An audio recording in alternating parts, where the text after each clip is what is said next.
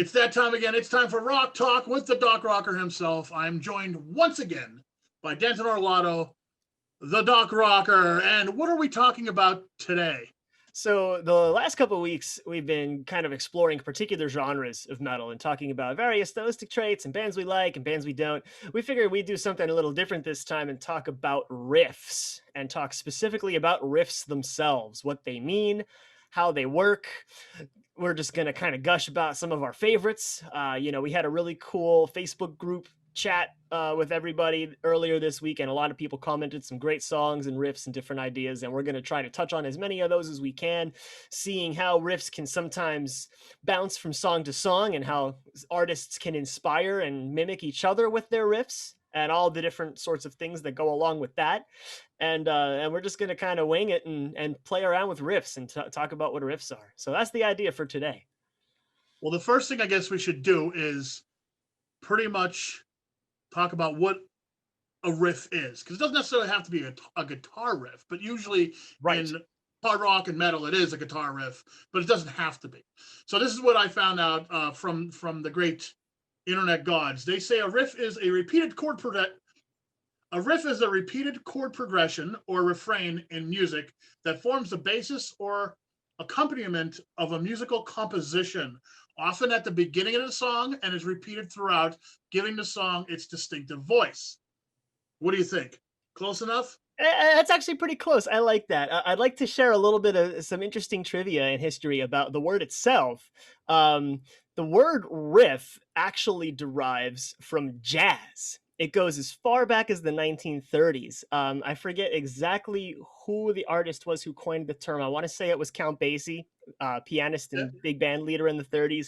But basically, riff is just a short slang term for the phrase rhythmic figure. Riff.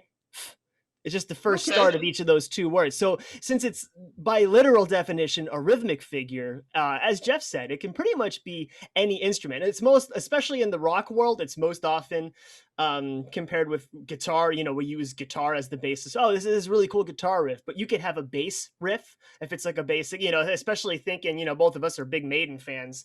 So talking about any song that, think of like off of Seventh Son of a Seventh Son, The Clairvoyant starts off with a bass riff, a simple repeating little rhythmic idea, but it's premiered on the bass, and then the guitars take it over. You could have a drum riff if there's a particular kind of groove or pattern, and pretty much the thing I like about that definition is basically the word repeated is a really important word to know, because you want to have that same little rhythm, that short. Most riffs are very, very short in nature, but sometimes I've been exposed to people who talk about riffs in kind of a grander scale of like an entire section of a song being a riff, like a chorus riff, like what are all of the instruments doing during the chorus. The term is pretty loosely used from style to style, but that's pretty much the origin of where it comes from. It comes from those early jazz players of talking about short little melodic or rhythmic ideas that they can then repeat over and over again in their soloing, in their main head playing, in their choruses. You can kind of use a riff anywhere. It's kind of, you can compare it to the classical motif. Think of like the first four notes of Beethoven's Fifth Symphony, that little bum, bum, bum, bum, that main motif that then gets developed and fleshed out into the whole symphony. It kind of works in the same way, the short little several note ideas that kind of serve as your basic molecules for building a song. That translates to what is now commonly known as a riff. That's how I like to think about it, and you can kind of think about it and apply it in a lot of different ways. But either way, riffs are awesome, and from style to style, there are tons and tons of iconic riffs, and that's what we want to get into today. Yeah, I totally agree with you. Everything you said is exactly how I feel a riff can and should be, and a lot of times it doesn't even have to reappear in a song. Pink Floyd is a good example of like a guitar riff sometimes, especially in their older stuff, will just appear towards the end of a song, like for the first time. But like that's like the coolest part of the song is this outro riff, Yeah. So yeah, you're right. It's very loosely, it's a very loose term. Really, a lot of people use it just for anything catchy. Now, before we go further, though, I got to mention Iron Maiden again, because perfect example of a drum riff is "Running Free" by Iron Maiden from the first album. Yeah. That riff starts the song, and it pretty much is the rhythmic structure for the whole song. Right, and that everything same rhythm around there. applies to So each of the instruments when they come in and layer up eventually. right, So yeah, right. so that's a really good example of a drum riff. So of course, we're going Iron Maiden for textbook examples of riffs in every way, shape, and form. You could do this with any of the really big bands, any of the new wave British guys, any of the thrash guys. You could easily sit here and write a book about riffs. If you're just talking about Metallica, for instance, I'm sure people like really big Metallica fans could probably Oh do the yeah. same thing. You know, Off the top of your head, you got Enter Sandman, you got Sad But True. Those two right there from their Black album, which is probably arguably the most popular one. But even like Ride the Lightning, there's a riff right there. Creeping Death. They're all riff based songs. Like they were huge with riffs. You know, the electric guitar riff. I'm gonna say it probably started like with 50s rock and roll music. That's yeah, kind of when the I guess started to become go into the forefront. And one of the earliest bands that I know of that really used riffing, like guitar riffs, to structure their songs was the Kinks. What you yeah. really got, like that's You just like really got me. Yeah, even yeah, you yeah, could say it's a vocal riff. Even singers yeah, can do riffs because it just has to be a short little rhythmic figure. Especially right. going back to jazz, scat singers are really known well for riffing. I mean, Louis Armstrong being probably the most popular of any of those old hat jazz singers that can like Mm-hmm. create these short little bursts of ideas just vocally. So yeah, like I said, it could be any instrument. It could be drums. It could be bass, guitars, keyboards. It could be even the human voice can create a riff. And a modern day example of that, of course, going back to Disturbed, when we talked about new metal a couple weeks ago, like all those little weird little monkey growls and things that are like really short and rhythmic and precise and percussive, you could say that those are riffs too. Yeah, yeah, yeah. So you can, And you can loosely apply the term to so many different things. you can identify the song from the noise that he's making with his voice. Mike Patton from Faith No More and Phantomus and all the other projects he had, he's great at that too. He's great at that too, using his voice as a musical instrument. My dogs are screaming. I don't know if we could hear them in the background, but that's okay because we got three dogs here, and I think Friday night pizza has arrived. So. Yeah, going back to the Kinks, like they love that riff so much that they use it in a few songs. Yeah. Like they kind of hit throughout themselves that with that entire riff. song. If you really got me, Yeah, pretty much the entire song is just that. Your pre-chorus, it's just your that chorus, riff over and over again. Yeah, and they just take it and transpose it through a few different keys, and it's really simple, but it's really effective. And if you really know your stuff when it comes to writing and putting a song together, you can do an entire song with one riff, and that's it. All Day and All the Night is another song by the Kinks that has a very similar riff that pretty much goes through the whole song. All day and all of the night, it's the same thing. Yep, totally. And then they brought it back with another song called Destroyer. I don't know if you're familiar with that, but that All Day and All the Night riff is in Destroyer. Not the whole song, but there's a part of it where he goes back into singing that riff. Along with it, they love that riff. The Kinks made $1 million. I'm not familiar with that, but riff. that doesn't surprise me at all that they would definitely kind of cross-reference themselves. Yeah, they're that kind of band. But yeah, that's real old classic stuff. And the Rolling Stones is another one. They got riffs galore. Like Start Me Up, for instance. I mean, that when you hear that, you know what that is. And then we get to the almighty Black Sabbath. Oh, the kings of riffs. I mean, really, Tony Iommi, you can't get much better than that. I mean, Iron Man, NIB. My favorite Black Sabbath song, "A National Acrobat." You may know it from Metallica did a cover of it. That's fantastic riff. Iron Man. I mean, when you first pick up a guitar, like one of the first things you're going to learn is Iron Man, probably. Not even just guitar, bass players, drummers. How many times do drummers use it as like an introductory lesson to like rock drumming? Yeah. It's a great starter piece for anybody. Or you're going to learn "Smoke on the Water" by Deep Purple. There's another one. Just another very iconic riff. And I don't know if that riff even got mentioned on our list with all the comments, but if it did, I don't think it did.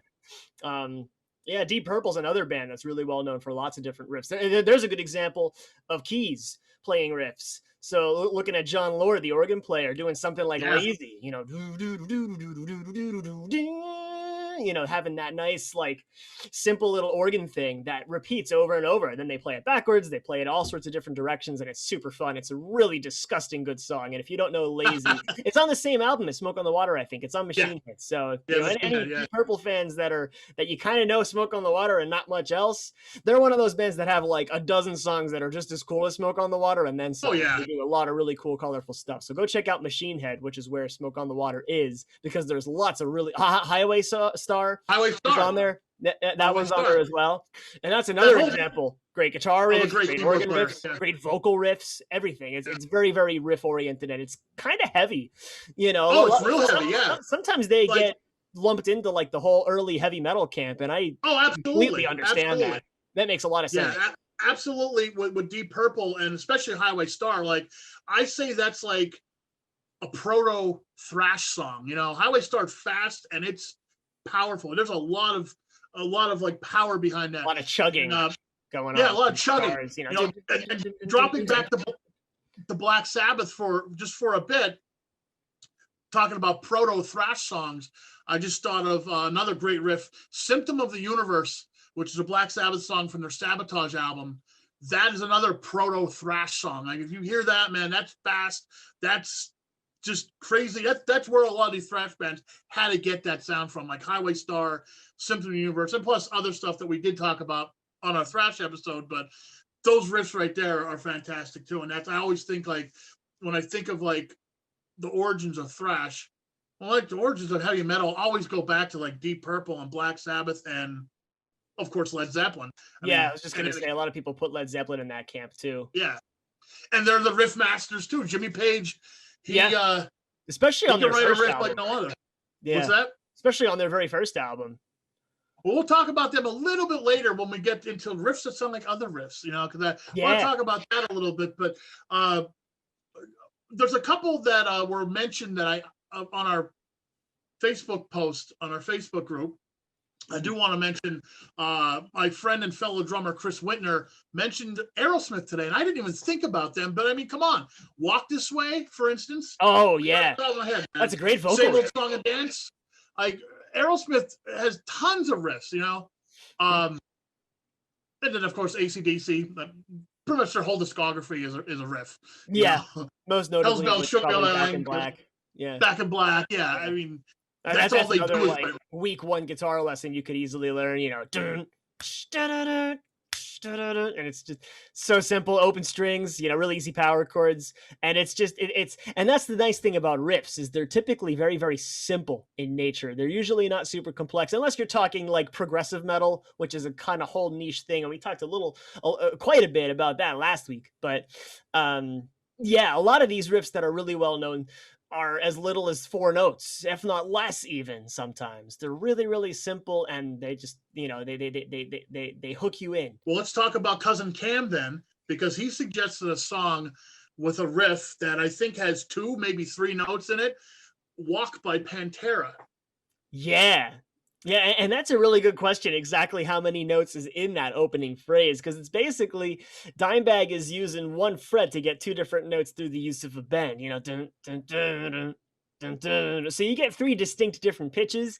But a lot of guitar players will argue that it's only 2 notes, and it's just like, just do like this bending thing with this 1 note, and that becomes like at that point you're what's the common? You're splitting hairs there, but yeah. Yeah, you're really splitting hairs when you're talking about it on that level. But I would say it's a 3-note idea, because like you want to really be specifically rhythmic about how you're bending the string to really clarify those 2 different pitches. Perfect example of doing a lot with very, very little. Yeah, that may be the best example. Heavy as hell. Oh, it's such a heavy riff. I can't say that he's underrated, because people, you know, there's a lot of people who worship him, but some people don't understand. And they just hear they hear "Hostile" by Pantera, and they think that's all it is. Just that, you know, the lightning fast blast beat kind of stuff. Oh yeah, no, they do some real slow, heavy stuff. Yeah, he was a great musician, man, and so was his brother. Very, very diverse. Yeah, they really made a good match in the band. And it's a shame to hear how it all panned out in the long run for them. But a really good example. One of the posts that I commented on was that they have an album called "The Great Southern Trendkill," which Yeah. was after kind of all their like super, with like Vulgar Display of Power and Far Beyond Driven. Great Southern Trendkill was a little later. I think it was like 96 or something it came out. It was a little later and they were already kind of falling out of favor or whatever. But that album has some particularly nasty riffs. The second track on it being War Nerve. I don't know if you know that one. Yeah. But it's got this real super heavy, slow, bluesy, nice little riff that I can literally just take the first 30 seconds of that tune and just loop it for Just hours. loop it. It's so addictive. It's just I so haven't, I, heavy. It's so I haven't it's, heard that in so long, but I have to revisit it. And oh, it's great. I need to revisit all of Pantera's discography. And if you haven't heard the first couple albums, the ones before Cowboys from Hell, you should Yeah, all check that them like out. glammy stuff that they did. Yeah. It's not glam though. No, it's not glam. They look glam. They have a glam look to them, but it's more akin to like Judas Priest and Iron Maiden kind of stuff than like glam rock. It's not. It's heavy, but it's like that new wave of British heavy metal type of heavy. It's not like Poison. It's not like Bon Jovi. It's not. They look like that on the cover. I mean, and the album covers are terrible. So that kind of turns you off, but they're pretty good. They're pretty good albums, especially the one they did before Cowboys from Hell, which is the first one I believe with Phil on vocals. Man, he's singing like Rob Halford. I mean, he's like he has a really good range. Stuff. Really hit some stuff, and you even get a little bit of that on Cowboys from Hell itself. On some of the tracks. Like, that was like a transition. Yeah. Then he stopped doing that altogether, pretty much. By the time went to the more guttural stuff, which I thought he did that really well too. Oh yeah. Oh yeah, he's one of the best. I always liked his voice. He's never returned to that style though, which kind of makes me sad. I wish he would. He may not be able to do it now because his voice just seems like it's. I don't know if it's destroyed or not, but it just doesn't seem like he has the range there anymore. But I mean, who knows? Yeah, who knows what happened? Moving on from them, I'm going to say another band that just built their career on the riff and rapping was Rage Against the Machine. Oh yeah, absolutely. I mean, how many people know Rage just because of Tom Morello, right? Not even so much naming the singer or any other member of the band, but how much of it, like that guitar player, is just really well known, and I think it's because of his seemingly endless supply of riffs. Right, and you could hum them, and they're very easy to hum, and once they go in here, they don't go away. So. They're just so catchy. I used to play in a jam band with a bunch of fellow teachers a couple years ago, and we would totally just every once in a while rip out like a Rage Against the Machine, like just 2 to drop D and play a Rage song, and you could jam on it for hours and just do all sorts of fun stuff with it because the songs are so simply laid out and they kind of leave themselves open for a lot of really creative stuff on top, which was really fun. You were saying before about riffs mainly being simple.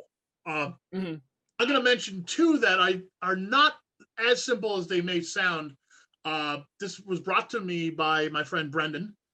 He mentions Cult of Personality. Ooh, that's a really good one. Yeah. And he didn't mention this, but I remember we were talking about this years ago. I don't know why I remember these certain things, but he was bitching about how hard it was to play the riff to Train of Consequences by Megadeth correctly.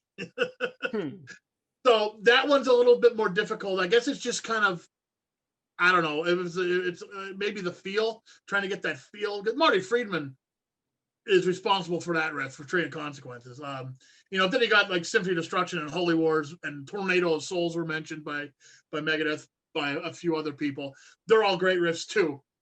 The Symphony of Destruction, I think, is probably the riff that Megadeth is known for, or bass riff in Peace Sells. I mean, MTV used it as their news jingle for years. That there's a perfect example of a really, really cool bass riff. Peace Sells by Megadeth.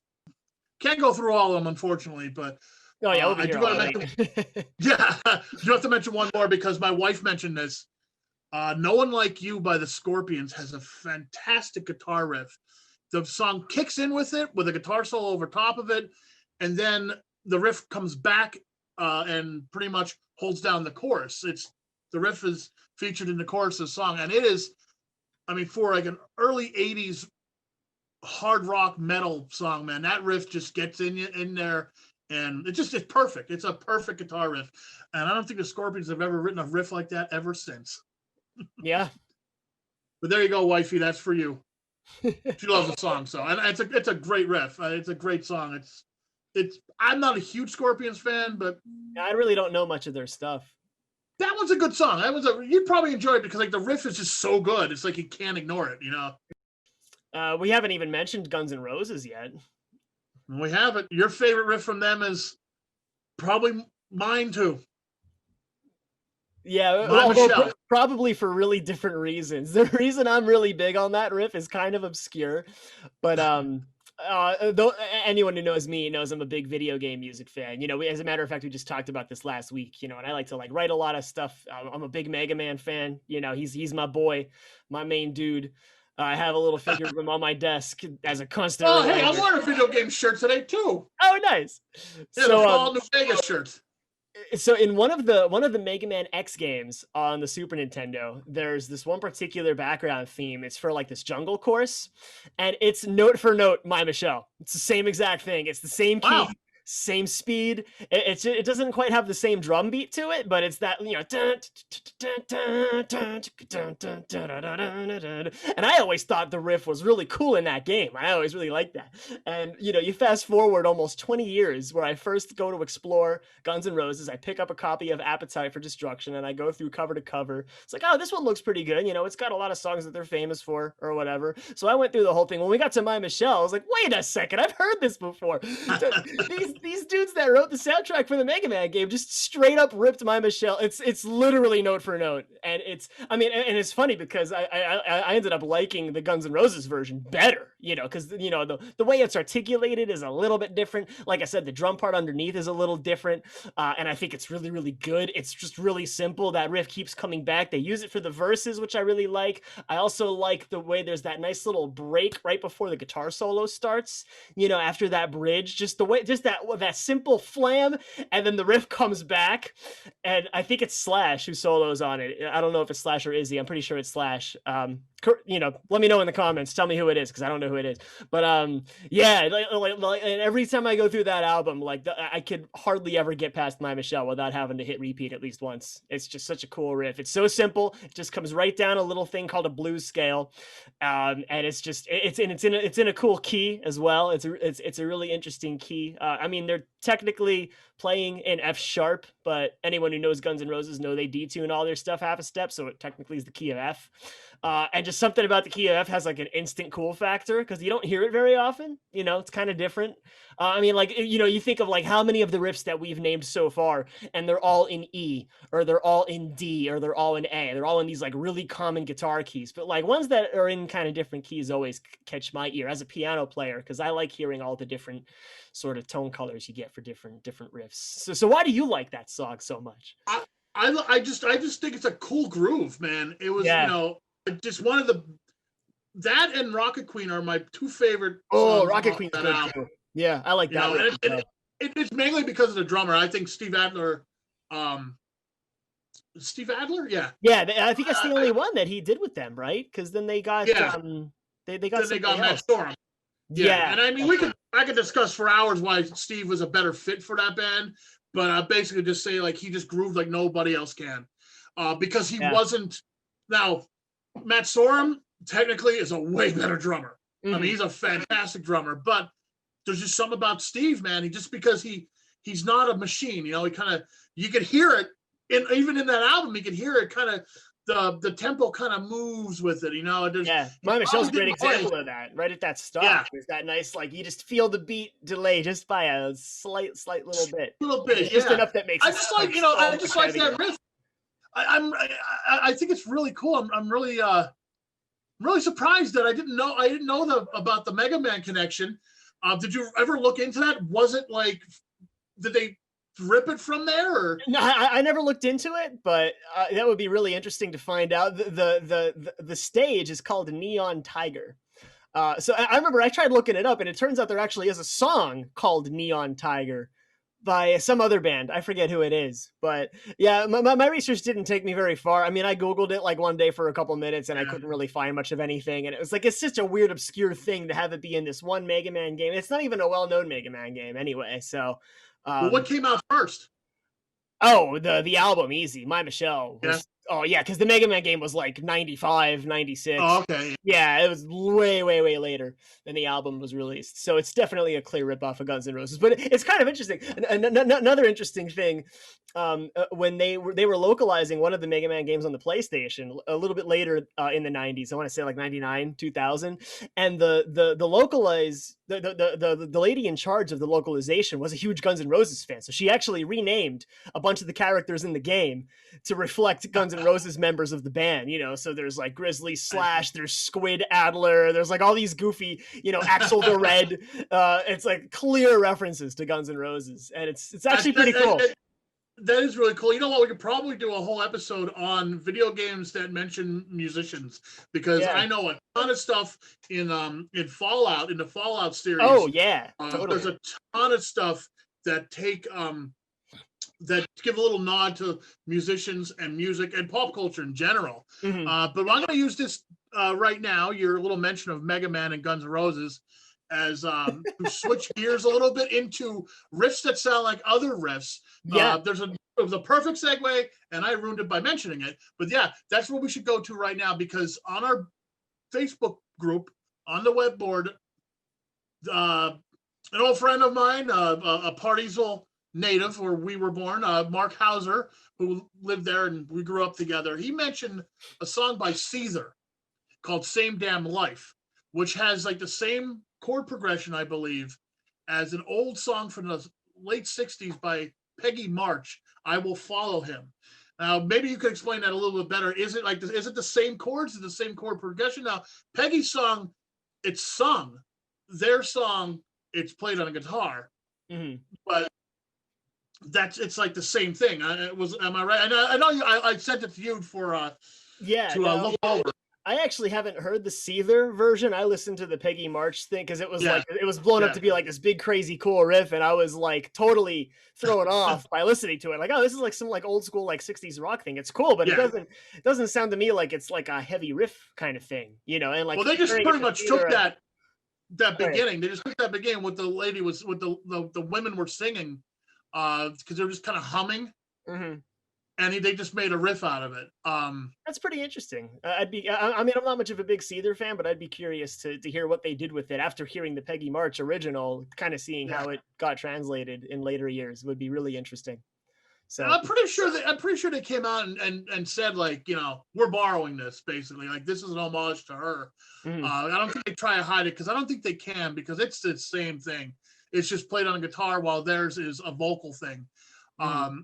There's a bunch. I mean, we could go on and on about riffs that sound like other riffs, but like, there's a few I do want to mention, because I remember when I heard Led Zeppelin's Dazed and Confused, I was already a huge Black Sabbath fan, but Led Zeppelin, there's a part in Dazed and Confused that sounds exactly like the beginning of Paranoid by Black Sabbath. Now, yeah, I think it might literally be the same notes. Yeah, it is. I think Led Zeppelin plays it like one beat less or something, like there's like one less note or something in that. But that came out in 1969 on Led Zeppelin's first album, and Paranoid came out on Black Sabbath's second album. I think it was like a year later. So I mean, Sabbath definitely. I don't know if it was the synchronicity, or Sabbath was like, hey, the guys down the street, the boys from Led Zeppelin, yeah, they played this really cool riff. Now, Dazed and Confused is a cover anyway. That's a cover of an older song, an older blues song. Yeah, so, but they definitely spin it and do a lot with it and make it their own. Yeah. It's like, all right, let's kind of loosely base it off of this thing and do something. I mean, Zeppelin did that a lot. Yeah, they did that a lot. But yeah, that definitely, Paranoid is, there's a little piece of Dazed and Confused in Paranoid. Now, another one that's pretty much the same thing is, I don't know if you're familiar with Ministry. They're an industrial band. And they were like a heavy industrial band in the 90s. They were a new wave band in the 80s, but they don't like to talk about that. They went very heavy in the 90s. Just One Fix was one of their bigger hits, if I could call it a hit. But Rammstein, Du Hast, we all know that song. Yep. Features the same riff as Just One Fix. And the guys from Rammstein came out and said, like, yeah, pretty much Yeah, Yeah, big fans of Ministry or whatever. yeah, Yeah, that makes sense. yeah, and It's kind of cool. Like, there's a fine line between like paying homage to another artist yeah, and then just ripping them off. And I think a lot of artists are really good at handling that tactfully and gracefully. And it sure. makes for a really nice sense of community building, I think, in the music world. So I always like noticing stuff like that. Oh Especially yeah, when you're comparing like two grossly different styles and like, oh yeah, it's kind of the same notes, you know. yeah, and sometimes other people can't hear it, or sometimes people hear it that I don't hear. Mhm. And there was court cases about that. I mean, the one that just got settled finally was Led Zeppelin versus Yeah, wasn't it about Spirit. Stairway? They were trying to sue Yeah, for like Stairway. using. Yeah, I thought that was the funniest thing because before because for those of you that don't know, Stairway to Heaven opens up with what's called a descending chromatic bass line, and all that means is you start with one center pitch and it goes down one fret at a time on the guitar until you complete the progression. And that was a well-known trope in the jazz standards of the 30s and 40s. So it was one of those things. It's kind of like the four chord song that's used for like every different sort of popular music genre. It's not really trademarked to any particular artist. It's just one of those things that everybody uses. And you could And I think probably trace it back even further than that structure. oh, Um, easily. You can trace it back to the 17th century, for God's sake. yeah, I There was just were gonna say other it's composers probably that were like yeah, using it. It's if I remember right, I think it's called the Passacaglia progression, or I don't remember exactly, but like that descending chromatic bass line is as old as time itself. Led Zeppelin won Oh, the okay. case finally because it went to the Supreme Court. But Oh my God, yeah, that's funny. it's a pretty interesting thing if you read up on it. They claimed they were on tour together. Uh, Jimmy Page claims to never hear the song by Spirit. I think it's called Taurus, the song. I could be wrong, but it's pretty similar in parts. But whatever. Yeah. You know, I Either mean, we could way, do. the Yeah, same case is rendered moot by right, the same reasons. right. Because you could probably, if you dig deep enough, you could probably grab something from the 17th or 18th century that sounds like Stairway or this other song by Spirit, because you said it's a very common thing to do, Hmm. uh, especially on a stringed instrument, So there it is. Yeah. Yeah, Uh, I always found that one, really interesting. one more riff that was lifted completely from something different was Fall Out Boy's Uma Thurman. The best part about that song is the riff from the Munsters TV show. Yep. I, I always thought it was kind of cool how they used it, but I was like, why are they using that? Yeah. I don't I know always that thought it was I don't kind know of the weird connection. too. Well, you know what? Let's get back to our Facebook group. Yeah, what else we got? Couple other people mentioned well, hey, Smells Like Teen Spirit. That riff started like a music revolution in the 90s. But I'll tell I you when think that that's song. exactly what makes it so special because it's again it's just so simple. It's four notes and that's it. And even like that's another one. Just like with My Michelle, how the same exact riff can get retextured and reapplied for here's like our main head of a riff, and then we're gonna use it for our chorus, and you could hear it like the bass is still it's doing the same exact thing, but it creates a completely different sounding section. And it's one of those cases, just like with Walk by Pantera, where you get so much mileage out of such a simple one idea. It's just something us classical folk call organic composition, planting that one seed and from there letting it sprawl forth into this huge branching tree with all these different fruits that it can bear. And like stuff like that, like anyone who knows me knows I love all like the crazy, like super prog complicated stuff. Smells Like Teen Spirit is a guilty pleasure of mine. I love that song. When I used to work at a rock and roll school with kids, it was like always a go-to for like teaching beginner guitar Yeah, players, working with yeah, rock bands. Like, let's just jam on this riff for a little bit until we come up with different ideas. And it always just got me so much mileage in my teaching because it's so simple and there really isn't anything yeah. special about it. And that's exactly what makes it so special. Well, yeah. It just stuck. It's another one in the Like I KNF said, lineup. I didn't think there was Another anything special about it, but Mhm. on this in the same token, I did like it when it came out. Like I was like, this is something, like, Cool. whoa, this is Yeah. different. This is Yeah. cool. And I have to say, even though like when I was like, in the 90s, like I didn't like most of that, but I did like Nevermind. That album I thought was very good.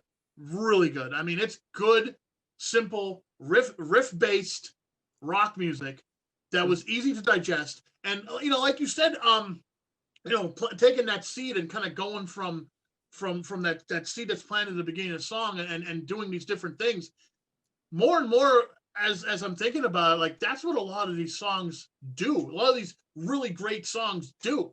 It's like the secret of songwriting. One of the secrets of songwriting is to do that. So yeah, you make a great point. Especially with Nirvana, that's what they did in that whole album. Now, after that, I think they got a little full of themselves, and I didn't really like the rest of the stuff that they put out after Yeah, Nevermind. they But kind of like Nevermind, the fame and things get to their head, I think, a little bit. yeah, Which is a and shame. Nevermind If they would have kept fantastic. their cool, they could have probably rode that wave for many more years to come. But it's Yeah, I unfortunately mean, not what happened. a lot of people that are slightly younger than me like really worship that band. I mean, for a good reason, okay, Yeah, because they were cut short, you know. But I think like if they kept going, I don't know if they could keep if they were able.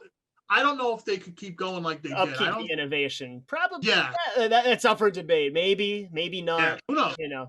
Yeah, I mean, the way they were going, I know, like In Utero, pretty much the other album they did, before his untimely death. Like, I didn't like that. I didn't like what was on that. I think they were trying too hard to be not commercial, kind mhm, of stick it to the yeah. man or whatever, Yeah. Well, that was who kind knows? of the whole mantra that they were going for, so you can understand why they did that. Yeah. But it See, definitely affects what they're doing musically, and that affects yeah, our as an audience our taste of it. So yeah. But back to Smells Like Teen Spirit, great riff. yeah, classic. And there's a lot of Really good is. stuff on that album. I mean, that whole I album don't has. think it's overrated at all. I think it gets all the praise it deserves. Yeah, I can agree. Like I said, when I hear it now, it's like it's probably because it was overplayed. It was probably because of what it started, and what it meant Mhm. for all the metal that I liked. Well, but there's a lot, and a lot of the riffs that were mentioned in the Facebook group, a lot of it came from the '90s grunge bands, like Alice in Chains, like someone mentioned Mhm. them Bone, or Oh yeah, yeah. a friend of mine mentioned like when he first heard "Man in a Box," that beginning riff on the talk box. Wow, just me too. Like that was like, wow, man, this is really powerful stuff. This is heavy, heavy, heavy shit. Mhm. Man in a Box is great. Alice in Chains is great. They wrote some really really great riffs. I don't like all their stuff, but like that stuff, especially that Facelift album, Mhm. man, I love it. Good stuff. Yeah, Um, very cool. yeah, if you want to talk a little odd time signature, them Bones. They have a couple songs like that stray from just being 4/4, it was refreshing, especially back then. Mhm. Annoying when you're trying to play it. Yeah, yeah, especially when you're trying to Yeah. learn it. But cool. Okay, what else on my list did I? Oh, Iron Maiden. I can't. We got to talk about Iron Maiden again. Wasted years. Oh Wasted no! How years. dare we? The Trooper. Yeah, the trooper was Anaconda. mentioned. Hallowed Yeah. be thy name was mentioned. Yep. I mean, oh my Well, god, yeah. hallowed be thy name. Even funny enough, that whole opening ominous intro thing that's like really slow, that could still be constituted as a riff. Sure. That's a riff too.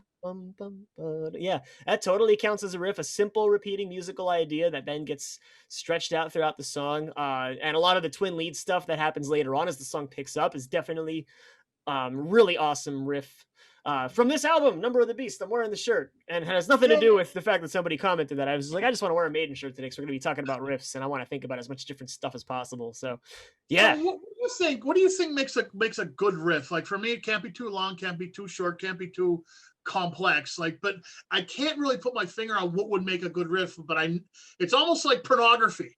I can't tell you the definition of pornography, but I know it when I see it.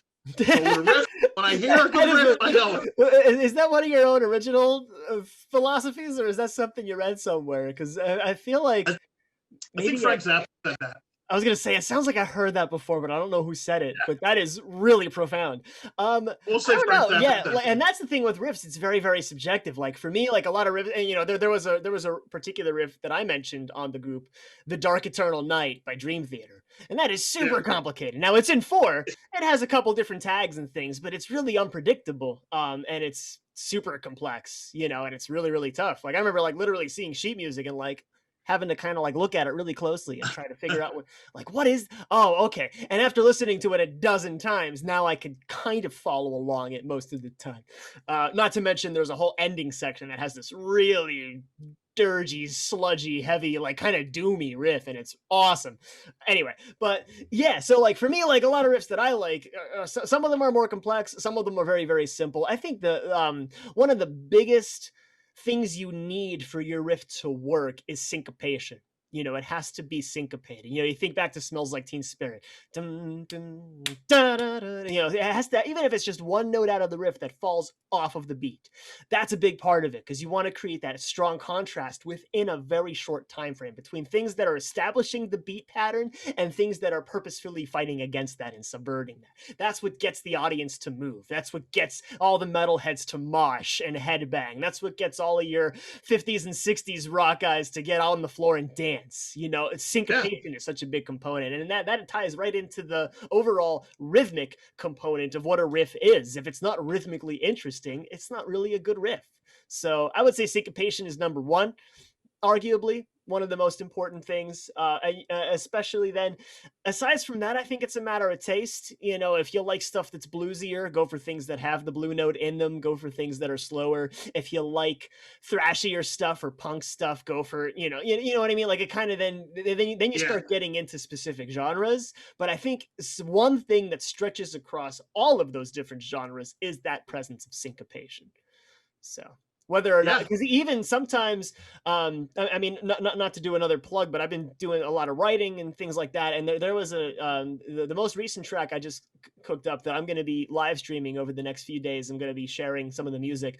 A lot of it's the same note the entire time. And I kind of challenged myself to let me keep this overall melodically, structurally, harmonically as simple as possible. So I don't even really deviate much from D. It's just a simple drop D thing. You know, those of you that followed me the last couple days, you know, there was a Twitch stream, there was an Instagram stream. I wrote up this short little thing in D and just kind of played around with the riff. And it's literally just D the entire time. But the rhythms change back and forth from things that are on the beat to things that are off the beat. And that simple essence of syncopation can make one note into a really, really interesting riff. And I'm not saying I'm the first one who ever did it. I totally just straight ripped it off of a bunch of things that I heard. You know, you go back to Walk, you know, 2, 3 notes, but it's, you know, it's not always fitting on the beat, you know, and it creates that, you know, that groove, push and pull, that groove. Yeah, it really, really establishes that groove. Yeah. Now, speaking of groove, you know, in the 1990s, when like stoner rock and doom metal started becoming a little bit more popular, like they're never going to be popular, but they're a little bit more popular, and more bands were doing that stoner rock groove thing.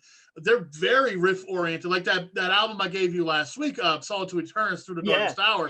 A lot of riffs in that, you know, a lot like that. It starts off, that whole album starts off with a song called Falling. That riff is so, which I love. Black Sabbath worship, you know. It's a great riff, man. And it's a good tone setter for the rest of that album. Yeah, and there's a lot of stoner rock and doom metal, unless you're going into like the death doom and the drone stuff.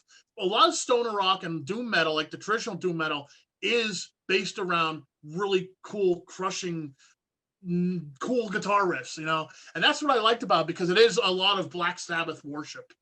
Stoner rock goes a little bit more to the Deep Purple and Led Zeppelin kind of thing, along with the Sabbath. But doom is always like Sabbath is like, that's like their blueprint on the pedestal, and everything they do is somehow stemmed from what they've done before. Yeah, pretty much. Yeah. Even if it's as far as stoner rock goes, like one of my favorite stoner rock bands is a band called Chevy. Not spelled like the car, it's spelled SHEAVY, like S heavy. Chevy. They're from Canada. I love these guys. That's Ren, an awesome name. I love that. I never heard of these. Yeah, guys. Ren, the drummer, is fantastic. You should check them out when you get time, because the singer does a really good Ozzy impersonation, and their older albums, again, Black Sabbath worship, but they're still good songs. It's not just we're gonna worship. It's not straight knockoff. It has a little bit of a difference to it. It's great stuff. Their first, I say, 3 or 4 albums are just fantastic. They're all good, but the first 3 or 4 really, really good. But they're, again, very riff oriented. I think it's their third album. There's a song called Hyper Faster, which has like one of my favorite riffs in it. They're, like I said, they're a cool band from Canada that no one really knows about, but I love them and they're great guys. And usually when they come out with a new album, I just, you know how it is, you just buy it straight from the band because otherwise they're not getting any money. Yeah. So sometimes you shell out the extra couple of bucks to support another artist like that you know deserves it and needs it. But if anybody out there likes like riff, like guitar riffs and stuff, I recommend like checking out some stoner rock bands, or if you want to get really heavy, check out some doom bands. Because not all doom bands are slow, not all doom bands sing like Cookie Monster. Yeah, Solitude Eternus is a perfect testament to that.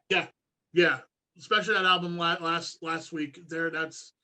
It's not super slow. It's not like, you know, they kind of pull the beat back sometimes, which is also like a really cool, interesting thing to do when you're playing just like kind of almost behind the beat, which is like some drummers can't even do that, you know? Yeah. It like really, pumping the brakes on the bicycle going down the hill, you know? Right. That's a real cool feel to like doom and dark riffing stuff like that. You know, it's even makes it sound slower than it actually is. Yeah. But yeah, I mean, stoner rock I could talk about all day and all night. I know you're not super familiar with that. I think that the first Doom album that you heard beginning to end was probably the one I gave you last week. Yeah, the traditional Doom. Yeah. But that's a very riff-oriented genre of music. Oh, God, I almost forgot. Your brother Adam will yell at us if we don't mention him. Oh, Misha. We're gonna mention Adam. We're gonna mention Adam now. Yeah, his riff that he posted on the group. Oh, for Icarus Lives. From Icarus Lives. Yeah. Icarus Lives, man, by Periphery. Yeah, I remember. I spent one guitar lesson with a student one day, like a full session, like just literally charting out the rhythm for how that riff comes together. Because when you first hear it, you hear just the guitar riff without the drums, and it almost sounds like it's in a different time signature than it is because he's working with like three note phrases over a 4-beat framework. If you like a triplet, is that? Yeah, well, kind of, but like think of dotted eighth notes in succession. You know, but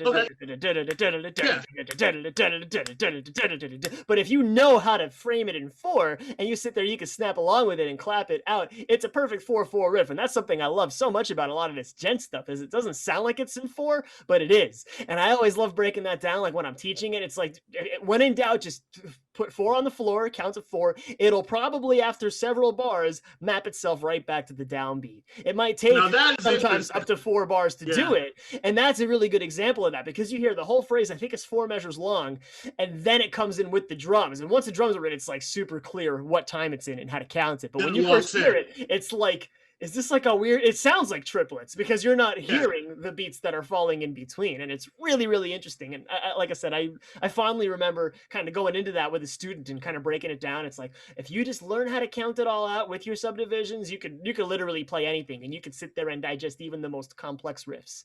Icarus Lives, when it starts, sounds a little weird to my ears, like you were saying, until the drums kind of lock it in place, and then you're like, oh, okay, I get it now. Because when I first heard them, like, it kind of turned me off. I was like, ooh, what is this? This is weird. Yeah, and it's even like a weird filter on the guitar sound. Yeah. Like this weird but when it kicks in, man. It's like, what is this? And then it comes in with the full tone, and you're like, oh, it's really, really heavy. Yeah, when it locks in like that, cool. It is such a great groove, and what a great riff that is. Yeah. And it also gets a little bit of development throughout the verses and such. You'll hear the same little figures come through, especially by the very end of the song, the final little bit before the closing scream, you know, and like the whole band is doing it with this like homophonic, just all 6 members are just punching you in the face with it, and it's awesome. So yeah, like I said, I'm not surprised that he mentioned that song. That would be probably my first guess as to what riff he would suggest if we were talking about riffs by Periphery. That's the one. That's the one right there. Icarus Lives, P1. Sometimes when I'm listening to them, because since that episode, I've been throwing them on when I'm doing work and stuff more and more. Nice. And the more and more I hear, it's like I have to stop it and be like, I got to rewind that. You got to really take it in and appreciate it. Yeah. Yeah. You know, and then I have to pay attention to it because it's like, you know, there's so much stuff going on with that band. That band, there's no way that gent music is going to get huge. Just like doom metal will never get huge. Yeah. But as far as that band goes, oh, absolutely. You don't want Cardi B doing a gent song, or anything like that. Hey, you never know the possibilities. But I think I would love to have more people know about that band, especially them. A few others, but them. I think they deserve it. Yeah, I mean, I would agree Yeah. 100%. They're one of my favorite bands now, but Yeah, so, I'm digging them more and more. yeah. Listen to them while you're driving. That's the best, because then you can hear it in your car speakers and you can really take in everything that's going on, especially if you're doing like a regular day commute where you don't have to pay too much attention to like where you're going and navigating. And you can just kind of go on autopilot, especially if you're like cruise controlling somewhere. That was where I did a lot of their third studio record. Not Juggernaut, their actual like P3. So I remember like physically getting a CD when it came out on release and like listening to it just back and forth to work, where it was like a lot of highway miles, and it's like, let me just go through these songs over and over and like blast it in my car, and like could really take in all of the nice little intricacies of what's going on with the instruments, what's going on with the singer vocally. And it's just really, really awesome stuff. And I would recommend that's probably the best way to listen to those guys. Riff-based music now, like where's it at now? Well, it's sprinkled everywhere. There's a little bit of it in everything. It's not so much like there's like one particular genre that's so focused on the riff itself. It's not like the early rock and roll stuff that we mentioned, like with the Kinks, like that. Right. Since that they were like kind of in that first generation of artists that were doing these like really fast paced, short burst, little kind of hyperdrive focused things.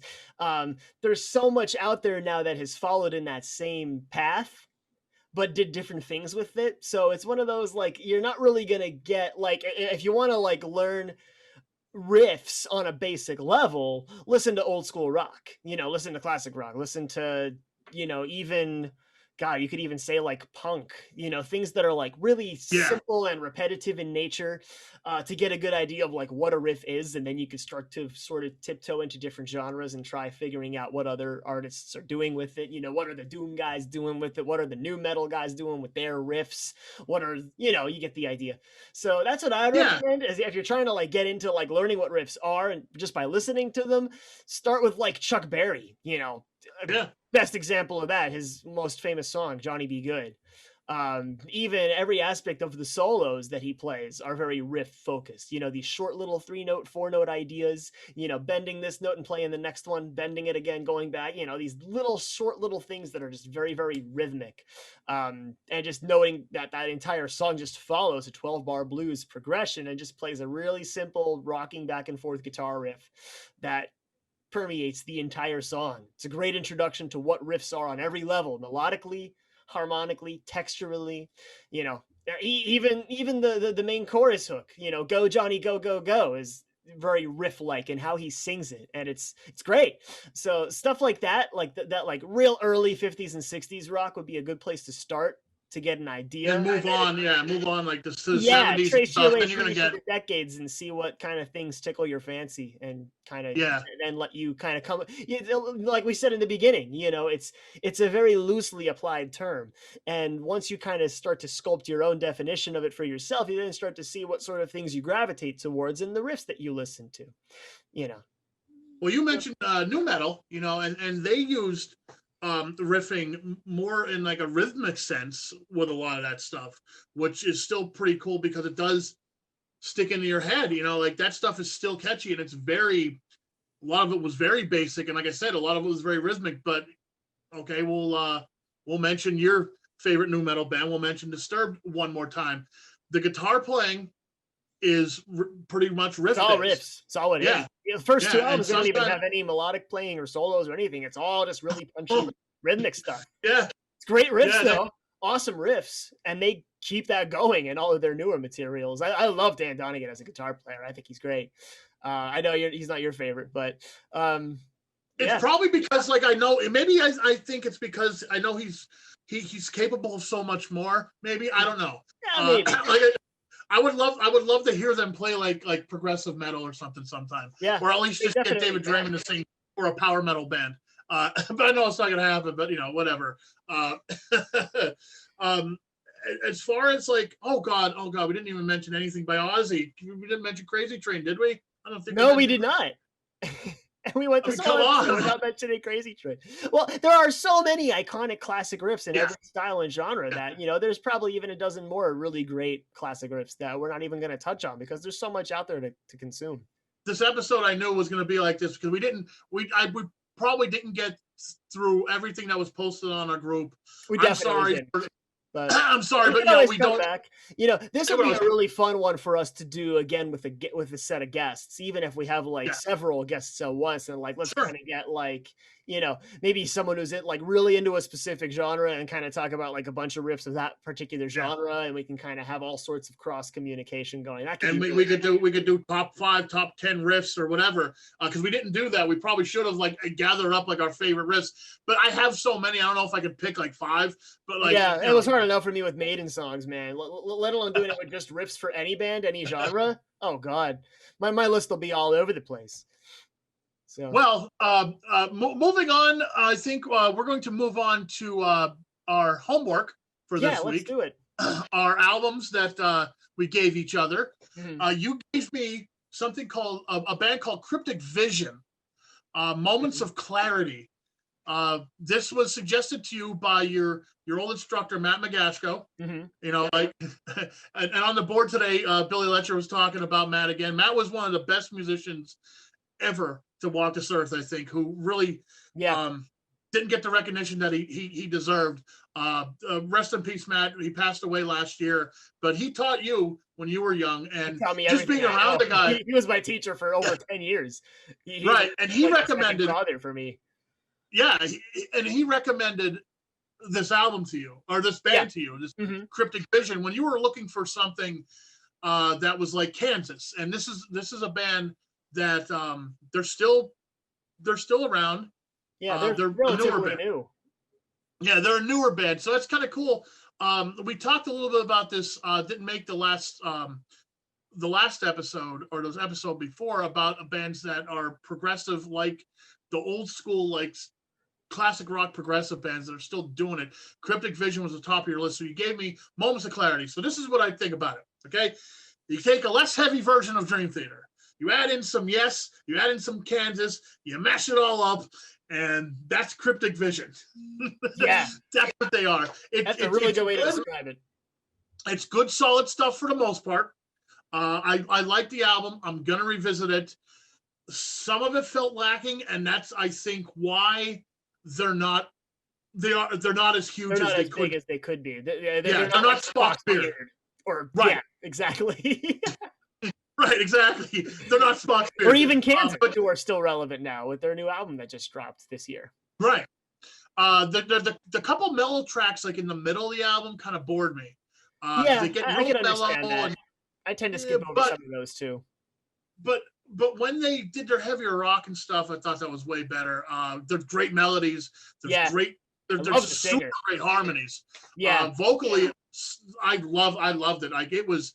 But yeah, man, it was like, we're gonna take our Kansas patch and put it right here, and we're gonna put our Yes patch over here, and we're just gonna flex like this, and like listen to what we like to do, you know, like I totally. Yeah, it was exactly what I thought it was gonna be. The standout tracks for me were Grand Design is where the album really starts to shine. I think it's like the third or fourth track maybe, called the Grand Design, and it's. I should have known by the name, the Grand Design, it was going to be something like a Kansas song, and it was. The next one after that, I think, is Angeline. I think it's the next track. That was really good too. Shock Value I like because it was kind of heavier. Yeah, I like Shock Value a lot. It's probably my favorite. That's a really album. like if that had if we had to pick a single, if I was an AOR guy and I was saying, okay, the single for an album is going to be Shock Value because it sounded like a single. But it was a really cool song, and it was a little bit rockier, a little bit heavier. It's not super heavy. Nothing on an album is super heavy. No, not really. Like I said, it's like a less heavy. When Dream Theater does their less heavy stuff, that's kind of what it reminded me of. It's good stuff. I'd recommend it to anyone who likes prog rock. Anyone that likes progressive rock or progressive metal, I would definitely recommend Cryptic Vision, Moments of Clarity. It's not the best thing I've heard, it's really, really good. It's solid. I mean, well, people that are watching, listening to this, they may enjoy it way more than I did, but it's something that I will return to. It'll be on my list. I know I'll throw it in again to jam to it again. It was, like I said, in the middle of it was a little boring. It just, like, there was an acoustic song on there that to me kind of didn't fit. Yeah, Um, I think it was more or less to tell the story because the whole thing ties in as a concept album. So that's like, let's get all of our exposition of what happens in the plot yeah, in like a short little acoustic guitar thing. yeah, I think that's why they did that. But again, musically, I yeah. don't think I agree with that so much either. I feel like they could have maybe worked that in a little bit more tactfully. But Yeah, yeah, it does have its it didn't slower moments. seem like it fit. Whatever it was, that was basically one. It was like one or two tracks that were kind of like but overall, man, it's a pretty solid release. I will probably learn to like those mellower tracks more as I give it another listen. I listened to it. I went through it like 2.5 times. I was listening to it earlier today, but then I actually had to do work at work, so I just stopped listening to it. Pay attention Imagine to. that. Yeah, imagine that. Being a video editor, I had to actually listen to some audio. So yeah, that was my homework for the week. Cryptic Vision. Now to you. Yeah, so those of you that have been following know that I've been on a big pirate metal kick, and that's going to tie into the broader term folk metal. And there's a bunch of different types of folk metal, and it's something that I'm very interested in exploring, and I don't know much about it. So Jeff recommended to me Skyclad, who are one of the definitive folk metal bands. They're one of the first. Yeah, They're one of the first, yeah. So I kind of went in with like real big high hopes. I yeah. was a little disappointed. My assignment was the answer machine question mark, Yeah. and I was expecting like because a band that always pops into my head when we think of folk metal is the band Corpiclani, which is Mhm. a band I know next to nothing about, but I've gotten a lot of secondhand exposure to I don't know if it's one album or if it's one compilation of stuff.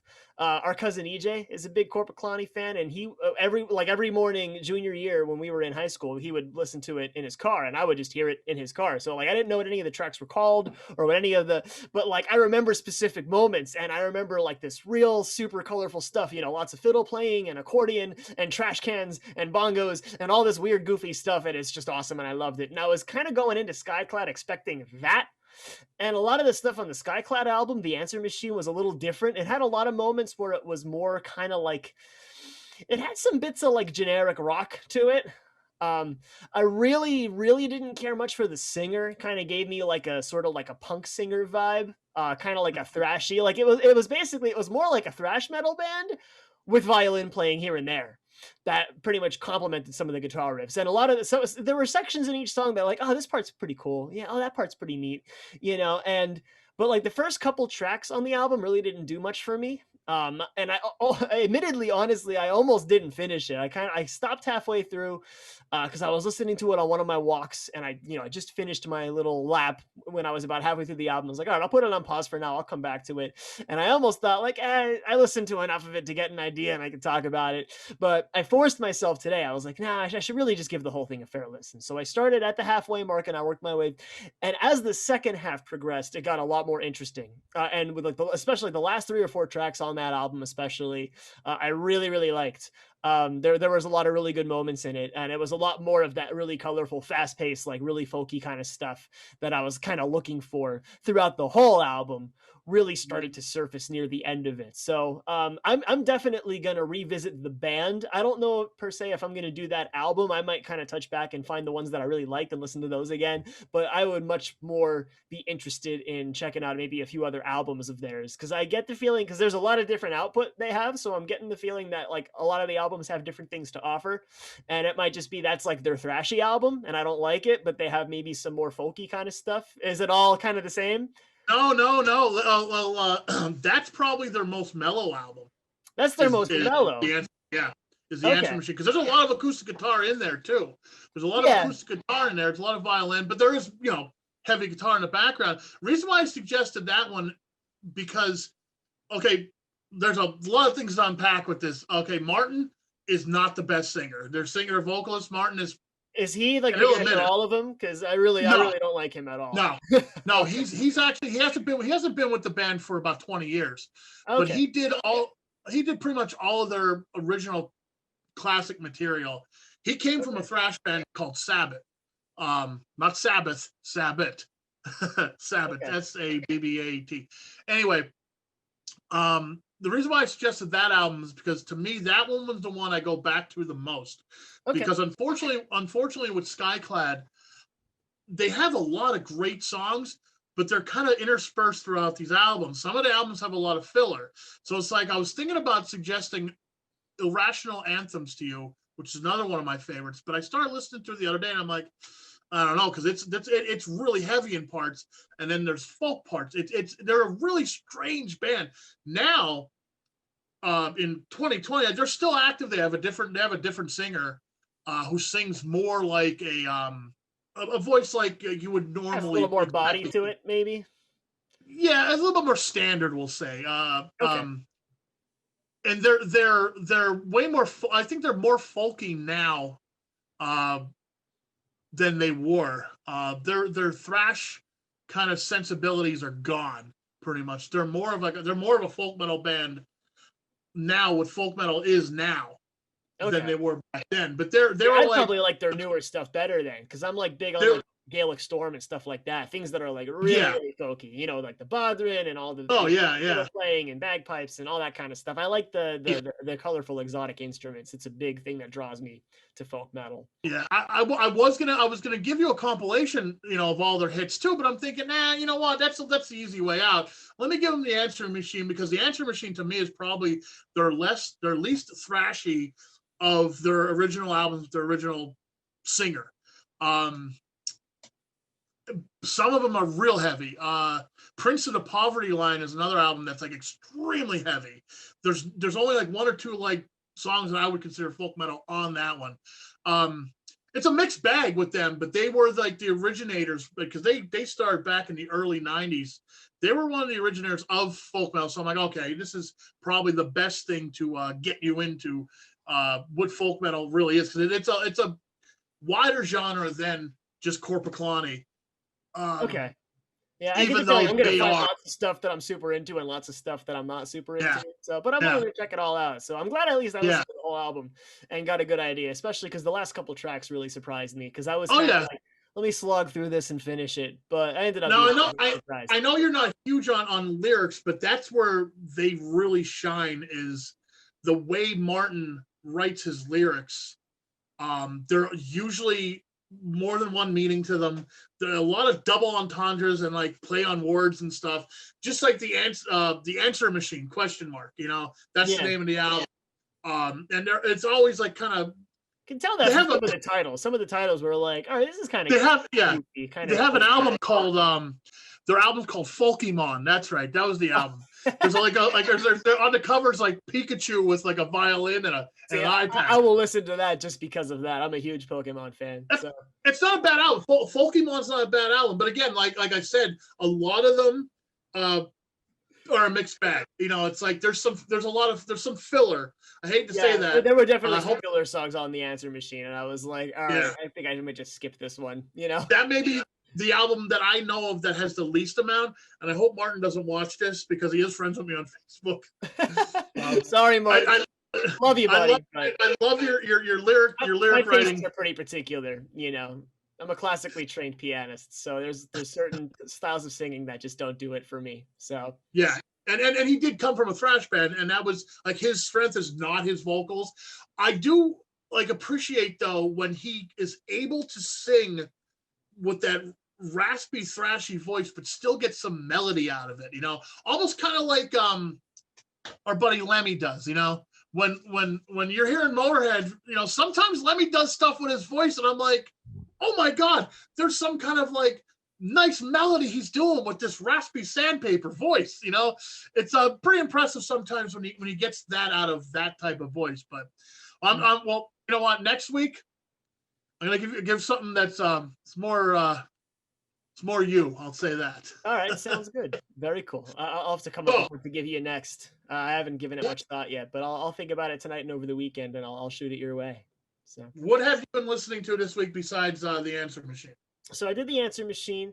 As I mentioned before, I've been still doing a good bit of writing, so I've been, doing that whole thing, like listening back to my own tracks and proofreading them, like what can I add, what can I take away, what can I change. I did Foxtrot by Genesis. Kind of in following in the vein of our progressive rock talk from last week. I have a whole queue of tons of progressive bands that I don't even know much about that are just on my bucket list that I want to get through. So I That's a went through great that album. album. I like Foxtrot. I like It was Foxtrot. solid. It didn't do a lot for me personally, and I ended up skipping the last track. I saw it was like a 23-minute long extravaganza, so I kind of like Wait, is this the skipped. first time you've heard it? Yeah, Oh, okay. Because this I was my heard it first like impression. long ago. Yeah, Wow. so I listened through it. It was just something that actually that Russ recommended when because I was picking at his brain. I know he's a big Genesis fan, as is obvious from last week's talk. So and he mentioned a small handful of albums that are like they're more progressive stuff because Genesis is a little more all over the map. And I remember about a year ago, I got exposed to the song "Dance on the Volcano" by them. And it was like super progressive and it was super awesome and I loved it. I was like, I didn't know Genesis did stuff like that. So I went to Russ like, yo, yeah, you got to tell me like, where can I find more of that? And he gave me a list of a bunch of different albums. Foxtrot was one of them. And I didn't quite find what I was looking for with it, if I'm being honest. I mean, it was all solid stuff. It was great singing. It was great melodic playing. There was really interesting stuff all the way through. I felt like the whole thing was just a little slow. I guess I'm just so used to like Kansas when they were all like Sure. coked Yeah. up in the 70s and like their tempos are so much faster and their songs are just so much crazier. That's the kind of stuff that I really like. And I think I was kind of expecting that. And that was part of what disappointed me with it. Like I said, I got to that last song and saw how long it was. I was like, let me just kind of skip to a few parts of it and see if it does anything, and it kind of didn't. I said I'm not going to bother finishing it, but I'm not going to give up on Genesis just yet. I have a couple other albums that Russ recommended that I'm going to go through and check out.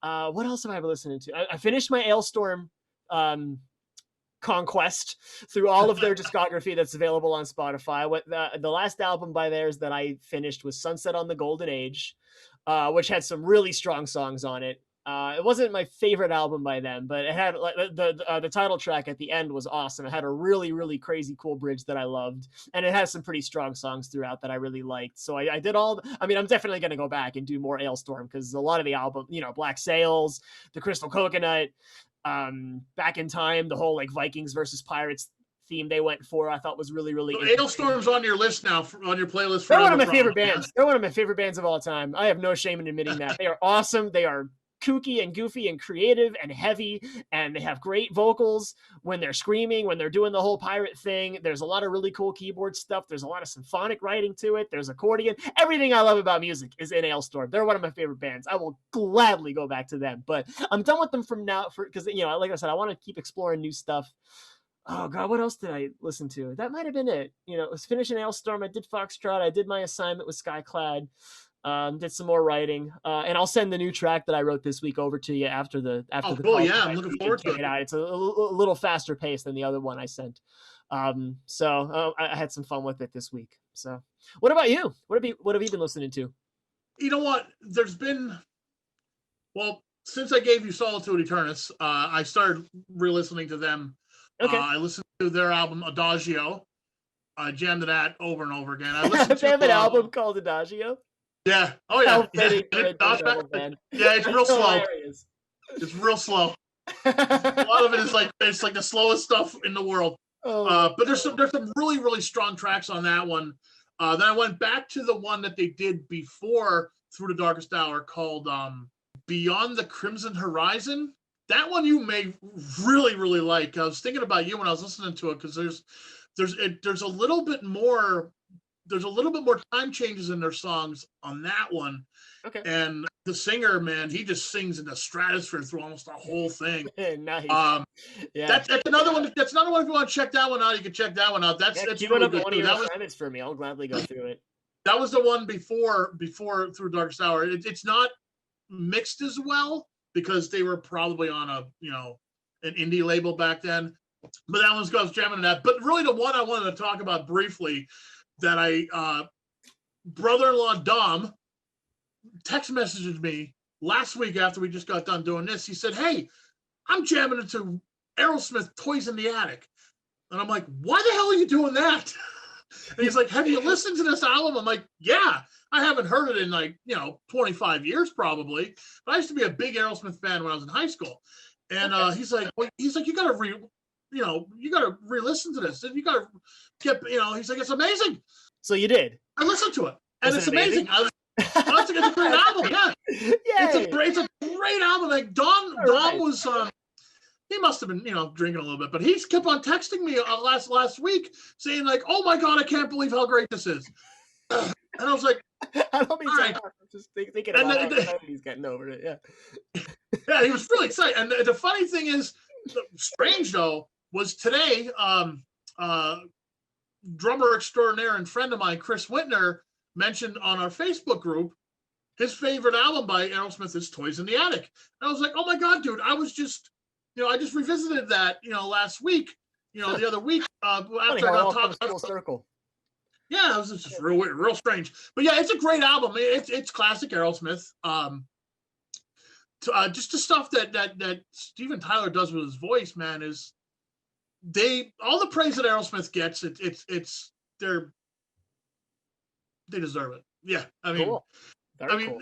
They kind of turned into a by the numbers kind of band in the 90s, but they weren't that in the late 70s, man. Or even the 80s when they did their comeback. It's a great album. Toys in the Attic. There's another recommendation. Cool.